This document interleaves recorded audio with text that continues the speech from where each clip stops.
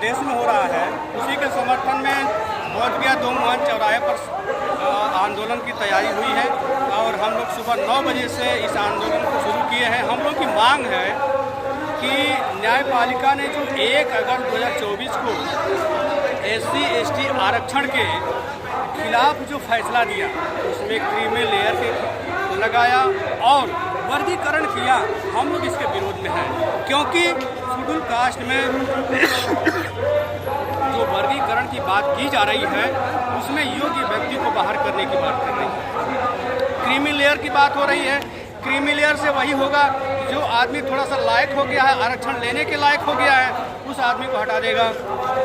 जो किसान है, मजदूर है, ना समझ है, अनपढ़ है, गंवार है, वैसे लोगों को लाएगा कि अब इनको आरक्षण देंगे। यानी जिस व्यक्ति को आरक्षण का उपयोग नहीं पता है, यानी जो अनपढ़ है, अब वो आरक्षण का उपयोग कैसे करेंगे। जैसे हमने ग्रेजुएशन कर लिया, हम अब IAS की, PCS की तैयारी या टीचर की तैयारी करेंगे, या जो युवा कंपटीशन की तैयारियों में अलग अलग जो उसमें शामिल होगा कंपटीशनों में, तो निश्चित रूप से अगर उसको आरक्षण मिलेगा तो वो आगे जाएगा। अच्छा, आरक्षण कोई गरीबी उन्मूलन का मामला नहीं है, ये आ रहा है और इसको गलत तरीके से व्याख्या करके इसको आर्थिक आधार पर लाया जा रहा है। जबकि आरक्षण में जो प्रतिनिधित्व की बात की गई है उसमें जो SC/ST OBC समाज जो विकास की मुख्य धाराओं से पीछे रह गया, शिक्षा से वंचित हो गया था, उसको मान सम्मान नहीं मिला इंसान की तरह, वैसे लोगों को विकास की मुख्य धारा में लाने के लिए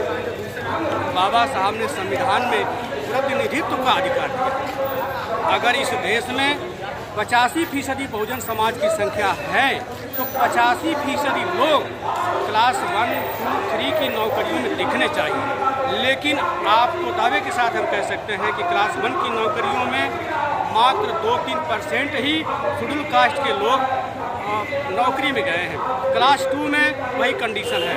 तो हम कहना चाहते हैं कि अभी हमारी 85% आबादी जो है वो अभी भी भूखा नंगा है, किसान मजदूर है, गरीबी रेखा से नीचे का जीवन जी रहा है। और ऐसे लोगों के खिलाफ जब इनका जजमेंट आता है तो वहाँ पर सवाल खड़ा होता है कि आप जो हमारे शेड्यूल कास्ट के हक अधिकारों पर डेला डाल रहे हो, तो निश्चित रूप से आपके ऊपर अगर सवाल किया जाए, आप किस आधार पर वहाँ पर बैठे हो। न्यायपालिका में जो बैठे हुए जज हैं वे सारे के सारे सिर्फ एक जाति भर के हैं, उसमें ना SC है ना ST। लोग जब बैठ कर के हमारे खिलाफ जो फैसला लेते हैं हम इसका विरोध करते हैं क्योंकि सरकार BJP की है, BJP के इशारे पर इशारा खेल हो रहा है।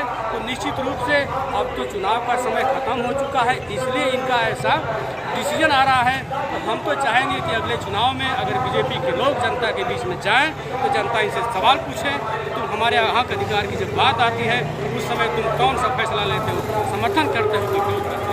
साथियों, इस जो देश की व्यवस्था है जाति के आधार पर, धर्म के आधार पर, हम इस व्यवस्था के खिलाफ हैं।